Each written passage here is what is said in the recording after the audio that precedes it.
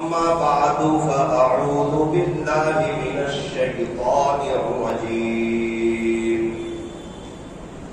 بسم الله الرحمن الرحيم. وذكر فإن الذكرى تنفع المؤمنين. صدق الله مولانا العظيم. وقال النبي صلى الله عليه وسلم: إنما الأعمال بالنيات. رواه البخاري. أو كما قال عليه الصلاة والسلام.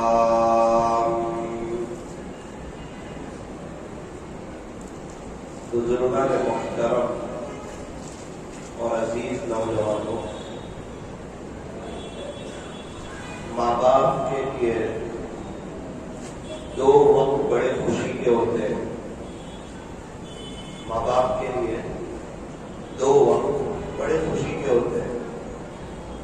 ایک وہ وقت جب ان کے یہاں اولاد ہوتی ہے، یہ بہت خوشی کا وقت ہوتا ہے. امی بھی بہت خوش، ابو بھی بہت خوش. حالانکہ ماں نے 9 مہینے بڑی تکلیفوں میں گزارے، بڑے درد میں گزارے، بڑے کوڑن میں گزارے. 9 مہینے تک بچے کو پیٹ میں رکھا. کبھی کھانا جمع، کبھی کھانا نہیں جمع، کبھی پتلی آئی، کبھی پریشانی آئی، کبھی پیٹ میں درد ہوا، کبھی جی پھرنے لگا. 9 مہینے. اور بچے کی پیدائش کا وقت، ایک جان سے دوسری جان کا نکلنا، اللہ اکبر کبیرہ. کتنی عورتیں ایسی ہوتی ہیں جو اس موقع پر شہید ہو جاتی ہے، اللہ کو پیاری ہو جاتی ہے. ایک جان سے دوسری جان کا نکلنا اتنی آسان بات نہیں ہے. اس لیے تو فرمایا کہ ماں کے 3 حق ہیں. باپ کے مقابلے میں ماں کا حق زیادہ ہے. ہاں، ابا کا مقام بھی بڑا اونچا ہے. یوں فرمایا کہ ماں کے قدموں کے نیچے جنت ہے تو باپ جنت کا دروازہ ہے. مسجد ہیرا میں آنے کے لیے دروازہ کھلوانا پڑے گا، تب مسجد ہیرا میں آ سکتے ہیں. بالکل اسی طرح جنت میں جانے کے لیے پہلے جنت کا دروازہ کھلوانا پڑے گا. اور وہ کب کھلے گا؟ جب ابا خوش ہوں گے. ابا خوش ہوں گے تو جنت کا دروازہ کھلے گا، اور اماں خوش ہوگی تو اللہ تعالیٰ جنت نصیب فرمائے. اس لیے فرمایا دونوں کو خوش کرنا، دونوں کا اکرام کرنا، دونوں کا احترام کرنا یہ ضروری ہے. ماں باپ جو ہے یہ بچوں کو شہزادوں کی طرح رکھتے ہیں. کوئی ہمارے بچے کی طرف دیکھے نہیں، کوئی نظر اٹھائے نہیں، کوئی ان کو مارے نہیں، کوئی ان کو بولے نہیں، کوئی ان کو ڈانٹے نہیں، غصے کی نظر سے کوئی ان کو دیکھے نہیں، ہماری موجودگی میں کوئی ان کو جھڑکے نہیں. یہ ماں باپ کی سوچ ہوتی. کیا بات ہے؟ اپنے بچے کو شہزادہ سمجھتے ہیں کہ یہ ہمارا بیٹا ہے، ہمارا لال ہے، ہمارا جگر کا ٹکڑا ہے، بڑی امیدوں سے اور بڑی دعاؤں سے آیا ہے. تو فرمایا کہ ماں باپ اپنے بچوں کو شہزادوں کی طرح رکھتے ہیں. بچوں کو بھی چاہیے کہ ماں باپ کو بادشاہوں کی طرح رکھیں، ان کا اکرام کریں. جیسا ہم اپنے ماں باپ کو رکھیں گے، آپ یقین مانیں ویسا ہمارے بچے ہمارے ساتھ رکھیں گے. جیسا ہمارا سلوک اپنے ماں باپ کے ساتھ، ویسا ہمارے بچوں کا سلوک ہمارے ساتھ. اس لیے اس بات کی نیت کیجیے کہ اگر والدین دنیا میں نہ ہو تو انشاءاللہ ان کو ایثار ثواب کریں گے، قبرستان جائیں گے. ماں باپ کو بھلا دینا اچھی بات نہیں ہے. ایک شخص کی ابا کا انتقال ہو گیا، ماں کا انتقال ہو گیا. وہ یوں کہنے لگے اگر تمہاری ماں موجود ہو تو ان کے پاس جا کے بیٹھا کرو، مجھے لیے قبرستان جا رہا ہوں. بہت کچھ بھی ہونا گھر میں اور ماں نہ ہو تو وہ بڑا گھر اچھا نہیں لگتا, اس گھر میں مزہ نہیں آتا. لیکن ان کی صحیح قدر اسی وقت ہوتی ہے جب یہ دنیا میں نہیں ہوتے. کچھ خوش نصیب لوگ جنہیں اللہ دنیا میں بہت نوازنا چاہتے ہیں, بہت پیسہ دینا چاہتے ہیں, بہت مالا مال کرنا چاہتے ہیں, محنت بہت کم اور جن کے مقدر میں پیسہ بہت لکھا ہے, بہت مالداری آنے والی ہے, ان کو ماں باپ کی خدمت میں لگا دیتے ہیں. کیونکہ تفسیر کی کتابوں میں لکھا ہے کہ جو ماں باپ کی خدمت کرتا ہے نا, اللہ اسے دنیا میں نقل مالا مال کرتا ہے. آخرت میں تو ملے گا بدلہ, لیکن دنیا میں اللہ تعالیٰ اس کو بہت مال عطا فرمائے. ممبئی کے ایک ڈاکٹر صاحب نے مجھے کہا تھا, مولانا اگر اللہ تعالیٰ نے آپ کو نوازا ہو اور کمانے جانے کی ضرورت نہ پڑتی ہو تو ان کی خدمت میں لگ جاؤ. تم 200 سال دکان پہ بیٹھ کے اتنا نہیں کما سکو گے جتنا کچھ ان کی خدمت سے اللہ تمہاری جوڑی میں ڈالے. یہ وہ ہستی ہے. تو میں یہ عرض کر رہا تھا کہ ماں باپ کے لیے دو وقت بڑے خوشی کے ہوتے ہیں. ایک وہ وقت جب بچہ دنیا میں آتا ہے, اب ماں نے اتنی ساری تکلیفیں دیکھی, اتنی ساری پریشانیاں دیکھی, اس کے باوجود وہ سسٹر نہیں آتی ہے اور ان کو اپنا بیٹا بتا دیتی ہے. وہ ساری تکلیفوں کو بھول جاتی. خود میری ایریا نے مجھے بتایا تکلیف تو ہو رہی تھی, نہ ہو گئی. انہیں جب بچے کو لا کے, ابھی تو آپریشن ہوا ہی ہے, اس میں یہ باہر نہیں آئے, صرف بچے کو بتایا, ایک نظر دیکھ لیا تو ایسا لگا جیسے مجھے 9 مہینے تک کوئی تکلیف تھی.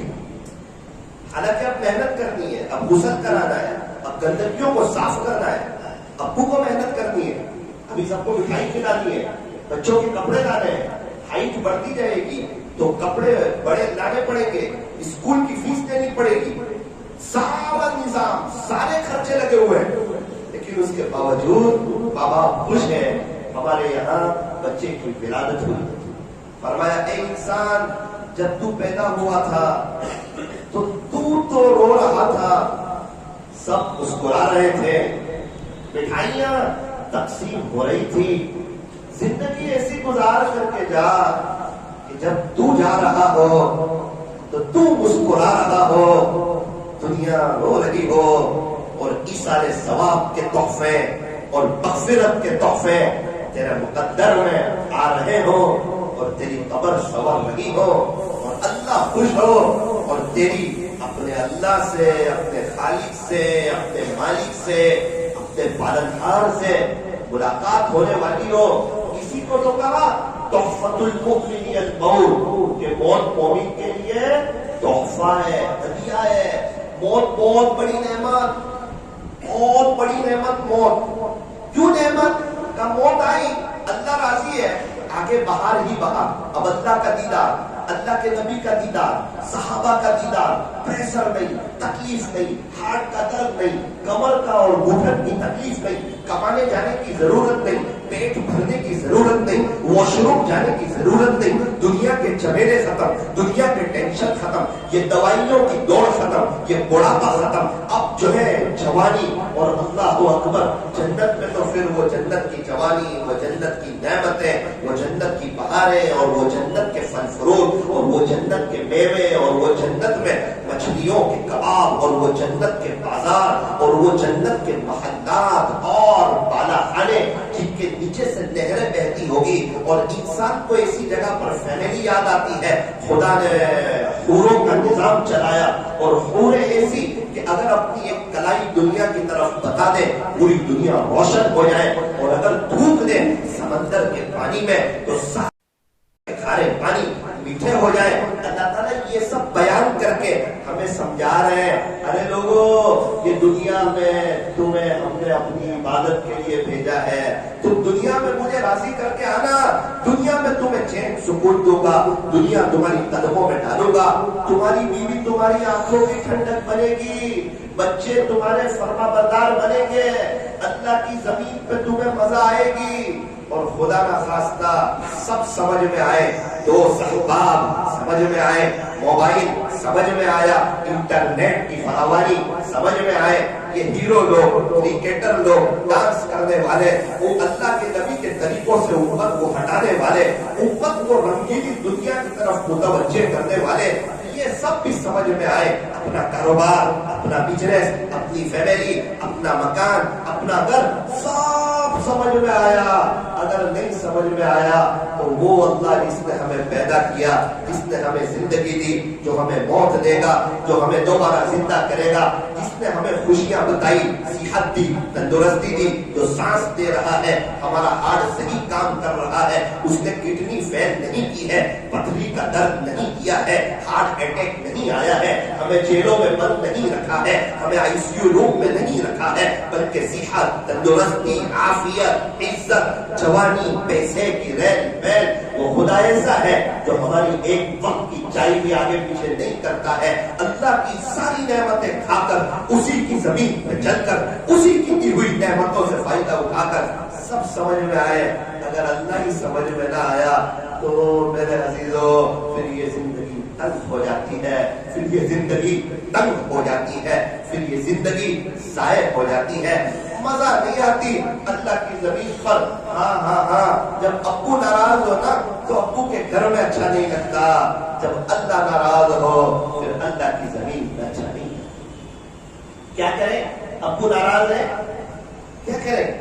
کچھ خرچہ کریں، کہنا بہن کو سونا دلائے تو کہنا بھائیوں کو کار دلائے تو کہنا خرچے کی ضرورت نہیں ہے۔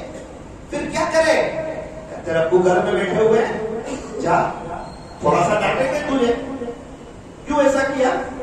بس رو کے اتنا کہتے ابو میں حجت بازی کرنے نہیں آیا ہوں، معافی مانگ گیا ہوں، میرے سے غلطی ہوگی، آئندہ ابو ناراض نہیں، صرف اتنا کہتے۔ اب کیا ہوا؟ ابو کے آنکھ میں آنسو آ گئے، دعائیں دینے لگے، اب ابو کے گھر میں اچھا لگنے لگا۔ بس یہی حال ہے میرے عزیزو۔ اصل بات یہ ہے کہ ہم نے اپنے اللہ کو ناراض کیا اور ہم سمجھتے ہیں کہ یہ کر لیں، وہ کر لیں، یہ خرچہ کر لیں، اس کو راضی کر لیں، اس کو راضی کر لیں۔ ارے کیوں فرمایا اس اللہ کو راضی کر لو، ایک دفعہ سوری کہہ دو کہ اللہ پاک سوری، آج تک میں نے آپ کی نافرمانی کی، اس کا نقصان مجھے ہی ہوا، میں نے اپنے پیر پہ کلاڑی ماری، ظاہر میں بہت خوش، اندر میں بہت پریشان، میرے کام بنتے نہیں، 2 کام بنانے جاؤں 4 کام بگڑ جاتے ہیں۔ اللہ کو ناراض کر کے تو بادشاہ بھی پریشان رہتا ہے، اللہ کو ناراض کر کے انسان پریشان ہی رہتا ہے، چاہے بادشاہ بن جائے یا فقیر ہو جائے، اور اللہ کو ناراض کر کے انسان خوشحالی رہتا ہے، چاہے وہ بادشاہ بنے یا فقیر بنے۔ ایک آدھ بات کہہ کر اپنی بات کو ختم کرتا ہوں۔ 2 دن پہلے میرا مرکز پر جانا ہوا، آپ کے سورت مرکز پر 2 جماعتیں تھیں، ان سے ملاقات کی۔ ایک نوجوان شخص آئے میرے پاس، بیٹے میں ان کو دیکھ کر تعجب میں رہ گیا، میں نے ان کو کچھ اور دیکھا تھا، ابھی کچھ اور دیکھ رہا ہوں۔ میں نے ان کو ایک دم رنگیلی دنیا میں دیکھا اور پریشان دیکھا، اور ابھی میں دیکھ رہا ہوں وائٹ سوٹ میں، ٹوپی میں، اور چہرے پر سکون کے آثار، اور مسجد سے نکل رہے ہیں۔ مجھے اسٹیشن جانا تھا، انہوں نے کہا میں آپ کو رکھ دیتا ہوں، میں چلو کچھ بات بھی سنے۔ یہ کفنی ٹوپی، یہ کفنی پائجامہ، یہ ٹوپی، یہ سنتی لباس، یہ اللہ کی طرف آ جانا اور مرنے سے پہلے پہلے اللہ کو سمجھ میں آ جانا اور اپنی زندگی کو چینج کرنا۔ جنید جمشید رحمۃ اللہ علیہ نے چینج کی تھی نا، تو ان کی قبر سے خوشبو آ رہی تھی۔ جو اللہ کی طرف آتا ہے اللہ بڑے مہربان ہے، وہ تانا نہیں دیتے، پہلے کہا گیا تھا اب کیوں آیا۔ ماں باپ بھی تانا دے دیتے، ایک اللہ تو نہیں جو تانا نہیں دیتے، وہ تو کہتے ہیں جب تک سانس چل رہی ہے توبہ کا دروازہ کھلا ہوا ہے، کوئی بھی ہمارے دربار میں آئے گا وہ ویلکم پائے، مرحبا پائے، اہلا و سہلا پائے۔ وہ تو 100 قتل کرنے والے کو معاف کر چکے۔ وہ کس نے جو روزانہ نہ گندا کام کرتا تھا، ایک رات اس نے توبہ کر لی، ایک رات اسی رات انتقال ہو گیا، صبح اسی کے دروازے پہ لکھا تھا ان اللہ قد غفر لکم، بے شک تیرا اللہ کفر کو معاف کر چکا۔ وہ تو بڑے رحیم ہے، وہ تو رحمان ہے، ان کی رحمت ان کے غصے میں غالب ہے۔ ہمارے گناہ اللہ کی رحمت کے مقابلے میں کچھ نہیں ہے، لیکن یہ سب اس وقت جب تک سانس چل رہی ہے، اور ایک بار سانس رک گئی اور ایگزام بند ہو گئی، ریزلٹ کا وقت آ گیا، اس کے بعد سنوائی نہیں، اس کے بعد وہ رحمدلی نہیں جو ہونی چاہیے۔ اللہ تعالیٰ ہمیں صحیح سمجھ عطا فرمائے۔ کوئی بات ختم کروں، میں نے ان کو پوچھا بھائی صاحب ذرا مجھے یہ بتائیں، ایک میں نے آپ کو اس حال میں دیکھا تھا جب ہم 5 دن ساتھ میں رہے تھے، ایک آپ کو یہ حال میں دیکھ رہا ہوں، ذرا بتائیں اپنی داستان۔ کہنے لگے مولانا صاحب میں گنہگار انسان، غفلت میں میری زندگی گزری، اللہ کی شان ایک بزرگ کی مجلس میں 4-5 دفعہ میرا جانا ہوا۔ اچھا پھر کیا ہوا؟ میرے دل کی دنیا بدلی، میں اللہ کی طرف آ گیا، میں ان کی خانقاہ میں گیا، حضرت مفتی احمد خان پوری صاحب دامن برنا۔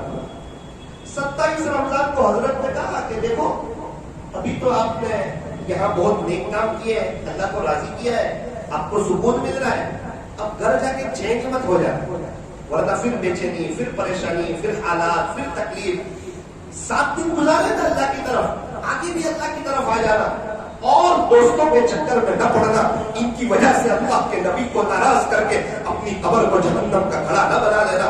عقل مند بننا، ہوشیار بننا، سمجھدار بننا۔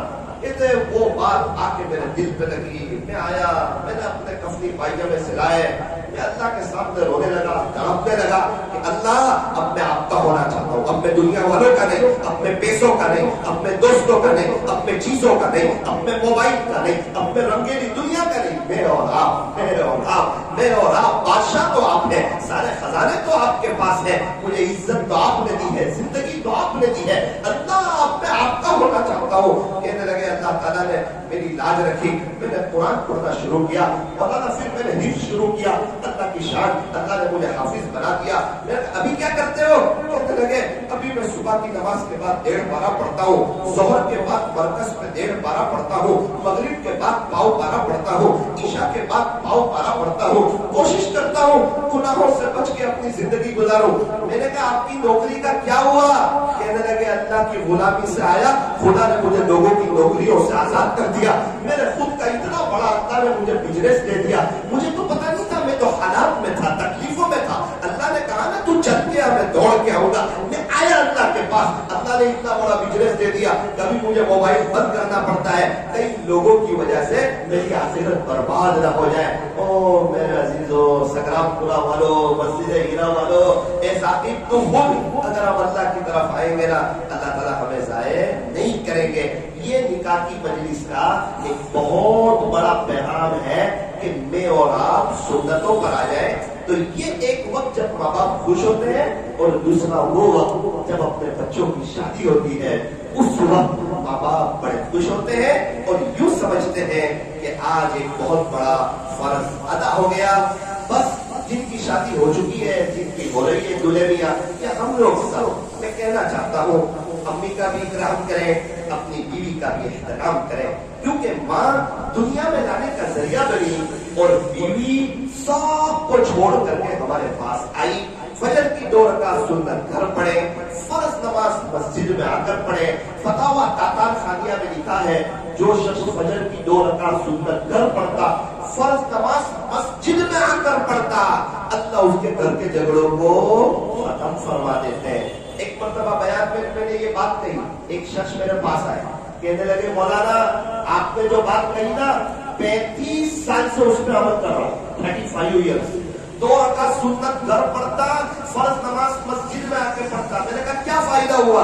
اب میرے گھر میں جھگڑوں کا نام و نشان نہیں، آج تک میری بیوی نے کبھی بھی اپنی بہو کی میرے سامنے غیبت کی نہیں، نہ میں اس کے سامنے اپنی بہو کی غیبت کرتا ہوں۔ ہمارے گھر میں غیبتیں نہیں ہوتی، گھر جنت کے نمونوں میں سے ایک نمونہ ہے، زندگی گزارنے کی مزہ آ رہی ہے۔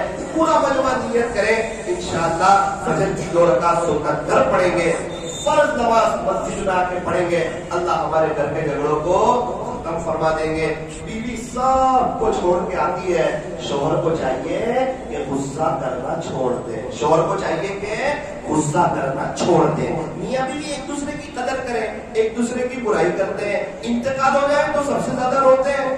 بیوی بہت اچھی تھی، میری خدمت کرتی تھی، اب آدھا گھنٹے پہلے تو آپ برائی کر رہے تھے، اب کیا ہو گیا؟ کہ انتقال ہوتے ہی اس کی خوبیاں ہائی لائٹ ہو گئی۔ اللہ اکبر، ارے اصل موجودگی میں ان کی قدر کریں۔ ماں باپ کے جانے کے بعد تو ہر کوئی افسوس کرتا ہے، تو نیت کریں انشاءاللہ محبتوں کے ساتھ رہیں گے، مل جل کر کے رہیں گے، پڑھیں گے اپنے گھر میں روزانہ فضائل اعمال کی تعلیم, نمازوں کا اہتمام. ایک بات یاد رکھنا, شادی کے بعد بھی اگر اللہ کو راضی کرو گے نا, اللہ یہ میاں بیوی کو بہت خوشحال رکھے گا, اور اگر اللہ کو ناراض کرو گے تو زندگی تلخ ہو جائے گی. اللہ تعالیٰ ہمارے بیٹھنے کو, جمع ہونے کو قبول فرمائے. آخری ایک چھوٹی سی بات, جو شخص اپنے اللہ سے صلح کر لیتا ہے, اس سے صلح کر لیتا ہے اللہ سے, اپنے اور اللہ کے درمیان کا معاملہ ٹھیک کر دیتا ہے, اللہ اس کے اور مخلوق کے درمیان کا معاملہ ٹھیک کر دیتا ہے. آج سب کوشش کر رہے ہیں میرا اس سے بھی معاملہ ٹھیک ہو جائے, اس سے بھی ہو جائے, اس سے بھی ہو جائے, اس سے بھی ہو جائے, سوائے اللہ کو ناراض کرنا. شادی میں کیا ہوتا ہے, سب کو خوش کیا جاتا ہے, تو ناراض کس کو کیا جاتا ہے, اللہ کو اور اللہ کے نبی کو. پھر کیا ہوتا ہے, شادی ہو جاتی ہے, عزت بھی ہو جاتی ہے, 2 مہینے گزر بھی جاتے ہیں, پھر 2 مہینے کے بعد وہ ریورس گیئر پڑتا ہے اور وہ فائل اوپن ہوتی ہے اور لڑائیاں شروع ہوتی ہے, اور بیٹی کا فون آتا ہے, امی میرے سسرال میں بہت تکلیف ہے, اب ماں باپ کی نیندیں راتوں کی اڑ جاتی ہے. کیا ہوا, سب کو خوش کیا, سب خوش ہو کے چلے گئے, اللہ اس کے رسول کو ناراض کیا. اب آپ کی فائل کھلی ہے, اللہ کسی کے کاج کو بگاڑتے نہیں ہے, کچھ وقت کے بعد اس کی پکڑ کرتے ہیں. اس لیے ماشاءاللہ نیت کریں کہ شریعت اور سنت کے مطابق سادگی کے ساتھ سیدھی سادی شادی کریں گے اور اپنی آخرت کی تیاری کریں گے. اللہ تعالیٰ ہمارے مل بیٹھنے کو, جمع ہونے کو قبول فرمائے. آپ آئے ہو ماشاءاللہ, اتنا بڑا مجمع آیا ہے, ایک چھوٹا سا عمل یہاں سے لے کر جاؤ, یاد بھی رہے گا. مسجد ہیرا میں گئے تھے, ایک بات سیکھ کے آئے تھے, ایک قاری صاحب تھے, وہ غازی آباد کے ایئرپورٹ پر بیٹھے ہوئے تھے, درود شریف کی آواز آئی, نابینا تھے. پوچھا بھائی آپ کون ہو, اسٹیشن پہ درود شریف پڑھ رہے, آپ کون ہو؟ تو انہوں نے کہا آپ نے فلاں مشہور پنڈت کا نام سنا ہے؟ ہاں جی سنا ہے. ہمیں وہی پنڈت ہوں. پنڈت اور درود شریف, بولے اصل میں ہندوستان کے بڑے تاجروں میں مجھے بہت پتا ہو. ایک ملا جی سے میری دوستی تھی, انہوں نے کہا کہ 1000 مرتبہ صلی اللہ علیہ وسلم پڑھو, درود شریف پڑھو, تو امید ہے اوپر والا آپ کا گھاٹا دور کر دے گا اور آپ کو اور نواز دے گا. اب پریشان آدمی میں کیا کرتا, میں نے شروع کر دیا. تو انہوں نے کہا قاری صاحب شروع کیا کیا, ساری پریشانیاں دور ہو گئی, کاروبار ٹھیک ہو گیا, بہت برکتیں ہو گئی, زندگی پر یہ 1000 درود شریف کبھی بھی نہیں چھوڑو. قاری صاحب نے ایک آنکھ بھری اور کہا ایک غیر مسلم پڑھتا ہے ایسی برکتیں پاتا ہے, ایک مسلمان پڑھے گا خدا ان سے کیا سے کیا نوازے گا. تو نیت کریں انشاءاللہ روزانہ 1000 دفعہ صلی اللہ علیہ وسلم پڑھیں گے. اللہ تعالیٰ ہمارے بیٹھنے کو, جمع ہونے کو اور ہونے والے نکاح کو اللہ تعالیٰ بے اتحاد قبول کرے.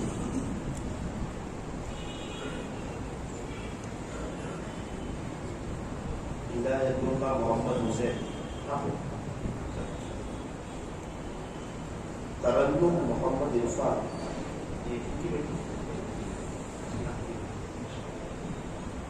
وکیل عرفان میاں محمد, وکیل میاں ماشاء اللہ, والد صاحب بھی ہونے چاہیے وکیل. گواہ محی الدین محمد حسین شیخ, آپ گواہ. محمد جاوید عبد الرحیم, آپ گواہ. 51,000 روپے ہے. آپ نے اجازت دے بیٹی کو بتا دیا تھا, پھر ان کا نکاح عنایت اللہ محمد حسین سے کرنے کا اجازت دے. آپ دونوں حضرات نے سن لیا, مجھے آپ لوگ کی طرف سے اجازت ہے کہ میں نکاح پڑھا اور قبول بھی کرواؤں. الحمد لله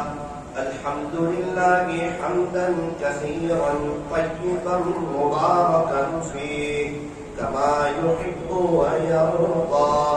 أشهد أن لا إله إلا الله وحده لا شريك له في الخلق والأمر, وأشهد أن سيدنا وسندنا وحبيبنا وشفيعنا وخليلنا ومولانا محمدا عبده ورسوله المبعوث إلى الأسود والأحمر المنعوت بشرف الصدر ورفع الذكر صلى الله عليه وعلى آله وأصحابه الذين هم خلاصة العرب العرباء وخير الخلائق بعد الأنبياء. أما بعد فأعوذ بالله من الشيطان الرجيم. بسم الله الرحمن الرحيم. يا أيها الذين آمنوا اتقوا الله حق تقاته ولا تموتن إلا وأنتم مسلمون. وقال الله تبارك وتعالى في القرآن المجيد والفرقان الحميد. يا أيها الذين آمنوا اتقوا الله وقولوا قولا سديدا يصلح لكم أعمالكم ويغفر لكم ذنوبكم ومن يطع الله ورسوله فقد فاز فوزا عظيما. صدق الله مولانا العظيم. وقال النبي صلى الله عليه وسلم تزوجوا الودود الولود فإني مكافر بكم الأمم. وقال عليه الصلاة والسلام 4 من سنن المرسلين: الحياء والتعطر والسواك والنكاح. فإلى أصل الخصال وإلى حسن الإسلام يا إخوان. ويكفي لنا ولكم أنه صفة من صفات الأنبياء وصلوات الله وسلامه عليهم جميعا. سبحان ربك رب العزة عما يصفون وسلام على المرسلين والحمد لله رب العالمين.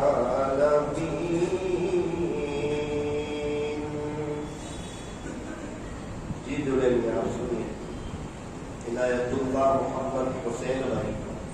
آپ سنیں عرفان میاں محمد بھائی کی وکالت سے محی الدین محمد حسین اور محمد جاوید عبد الرحیم ان دونوں حضرات کی گواہی سے حاضرین مجلس کی موجودگی میں ترنم بانو محمد عرفان کی ذات کو بعوض نقد 51,000 روپے کے آپ کے نکاح میں زوجہ اور بیوی بنا کر دیا. کیا آپ نے انہیں زوجہ اور بیوی بنا کر اپنے نکاح میں قبول کیا؟ نکحتها وقبلتها. خوش ہو جاؤ اپنا نکاح بارک اللہ وجمع بینکما. دعا. الحمد لله رب العالمين. صلى الله على حبيبه محمد وآله وسلم. لا إله إلا أنت سبحانك إنا كنا من الظالمين. یا اللہ رحیم والا کریم اللہ بہت بڑے ہم گنہگار ہیں، خطا کار ہیں، سیاہکار ہیں، مجرم ہیں، پاپی ہیں. اللہ آپ کو بہت ناراض کیا ہے. رب کریم ویسے تو یہ ہاتھ اٹھائے جانے کے قابل نہیں، یہ زبان سوال کرنے کے قابل نہیں، لیکن آپ سے نہ مانگے تو کس سے مانگے اور آپ سے نہ کہیں تو کس سے کہیں. اللہ آپ سے ایک گزارش ہے، آپ ہمیں معاف کر دیجیے. اللہ ہم اقراری مجرم ہے کہ ہم نے جان بوجھ کے گناہ کیے، جان بوجھ کے نمازیں چھوڑی، جان بوجھ کے سنت طریقے چھوڑے اور خود اللہ ہم پریشان ہیں، اندرون پریشان ہیں.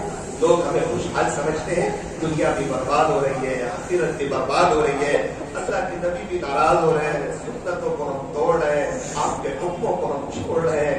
اللہ اللہ آج کی مجلس میں آپ کے گھر میں بیٹھے ہوئے ہیں، اس بات کو طے کرتے ہیں کہ انشاءاللہ اب ہم آپ کو راضی کریں گے، اللہ آپ کو ناراض نہیں کریں گے، جو ہونا تو سو ہوا، غلطی ہو گئی، معافی مانگنے والے آپ کو بہت پسند ہے نا، آپ تو معافی مانگنے والوں کو پسند کرتے ہیں، اللہ بے شک ہم نے آپ کو ناراض کیا اور ہم پریشان ہوئے، اللہ اگر ہم آپ کو راضی کرتے ہیں دنیا بھی بنتی آخرت بھی بنتی، یار اللہ آپ نے صحابہ کی بنائی، اللہ والوں کی بنائی، ابھی بھی جو نیک لوگ ہیں آپ ان کی دنیا بھی بنا رہے ہیں آخرت بھی بنا رہے ہیں، اللہ نہ ہماری دنیا بن رہی ہے نہ ہماری آخرت بن رہی ہے نہ قبر کی کوئی تیاری ہو رہی ہے۔